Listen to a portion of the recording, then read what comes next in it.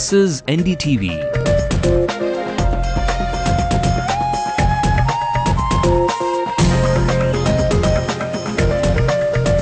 And you're watching NDTV Hindu.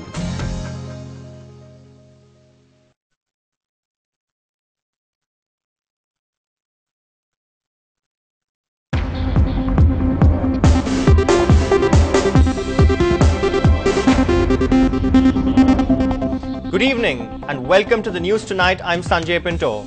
If the DMK Congress alliance was on a life support system over the last 24 hours, there's oxygen supply again for 24 hours to revive the 7-year-old relationship. Playing ICU chief physician is Finance Minister Pranab Mukherjee, who has made 2 telephone calls to DMK boss Chief Minister Karunanidhi and has asked for a day's time to try and end the standoff. Now, how did the white flag emerge? How will a compromise be hammered out? That's the big story from Tamil Nadu tonight, and that's precisely what your channel is asking. Can the DMK and the Congress do without each other? I'll be joined live by a veteran journalist who has an eye for detail, a nose for the hidden news, and is ear to the ground, the associate editor of the Telegraph, G.C. Shekhar, and the former headquarters secretary of the Congress party, Amerikai V. Narayanan, who hates any interruptions when he speaks or when his party demands its slice of the electoral pie. But before we go that, it's over to my colleague Divya for all the headlines. Thank you, Sanjay. These are the top stories on the news tonight. Congress buys a day's time from the DMK to decide on the number of seats it wants from the Tamil Nadu Assembly elections. எனவே மத்திய அமைச்சர்கள் ராஜினாமா செய்வது குறித்து நாளை உறுதி செய்யப்படும். 6 DMK ministers are camping in Alagiri's house in Delhi with their resignation letters. Dayanidhi Maran leads talks with the Congress on compromise formula. Will the PMK sacrifice 3 seats to get the Congress back? Sources indicate that the Congress could get all 63 that it asked for. But it's not a number game after all. The Congress wants key DMK constituencies. Will it now tone down its demands in the next 24 hours? Jayalalitha slaps a legal notice on the DMK's mouthpiece Murusuli and Kalanya TV for carrying reports linking her to Hasan Ali. BIL has filed in the Madras High Court asking for the election dates to be postponed. Petition says it will affect students writing their public exams. And let's also take a look at the top national stories at this hour. Prime Minister takes full responsibility for CVC PJ Thomas's appointment, says it was an error of judgment. Supreme Court rejects the Aruna Shanbag mercy killing plea. She's been in a vegetative state for 37 years. 2 more maternal deaths at the government hospital in Jodhpur takes the total to 15 now. And fighting intensifies in pockets of Libya. Experts say the country is heading towards a long-drawn civil war. After 2 days of intense standoff, the Congress and DMK have decided to give their alliance a last chance. Just a while before 6 DMK union ministers were to meet Prime Minister Manmohan Singh and submit their resignations, the Congress-DMK drama took a dramatic turn. The ministers did not meet the Prime Minister.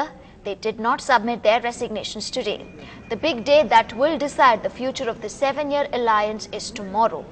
Deputy Chief Minister Stalin says the Congress will get back to the DMK tomorrow on how many seats it wants if the 2 parties decide to contest the Tamil Nadu elections as partners.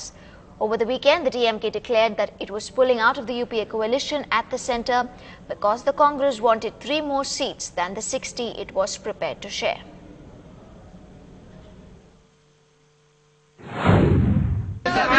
Sir, is the alliance confirm Aisha, sir? Alliance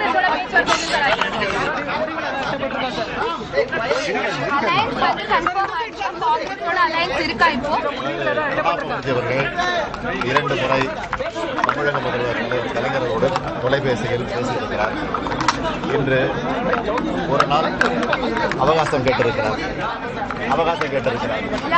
எனவே மத்திய அமைச்சர்கள் ராஜினாமா செய்வது குறித்து நாளை உறுதி செய்யப்படும். அவகாசம் நீங்க கேட்டிருக்கீங்களா அவங்க கேட்டிருக்காங்க? இன்னைக்கு ஒரு நாள் அவகாசம் கேட்டிருக்கிறாரு. நாளைக்கு தெரியும். நீங்க கேட்டீங்களா? அவங்க கேட்டிருக்காங்க. Thank you. Right, thank you. Sir, in English. We'll have a better and clearer picture tomorrow. We also heard that Pranab Mukherjee has spoken to the DMK. So what exactly was the conversation about and what is? We don't have to tell you about every conversation in detail. I think we'll know what's going on very clearly by tomorrow. Well, many issues, including the ongoing 2G scam investigation, may have triggered the conflict between the DMK and the Congress. But the Congress's insistence on choosing constituencies of its own choice has precipitated the issue, according to the leadership of both the parties. Peer Mohammed has this report. Alandur constituency near Chennai, a bone of contention between the Congress and the DMK in Tamil Nadu. Alandur is the DMK's stronghold, but now the Congress is bargaining hard for the same constituency because of its strong presence too. Ambasamutram in Tirunelveli district is another constituency in the Congress's wish list. But the DMK, which won from here in 2006 assembly elections by a huge margin, does not want to let go of it. Of the 63 seats Congress has been demanding, at least 40 are DMK strongholds. And we are very strong in the southern districts of Nagarkoil, Kanyakumari, Tirunelveli and other districts, where they want to say they want the winnable constituency of Congress, which we cannot expect, except to agree for their terms. See, Congress party has given everything for them for the last 5 years, and it is only the mutual agreement we can win this alliance, because it's a win-win combination of Congress and DMK. DMK sources reveal that the Congress has been pushing its luck too far by wanting to choose its constituencies.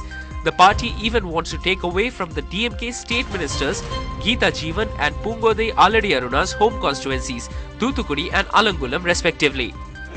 Consider the performance of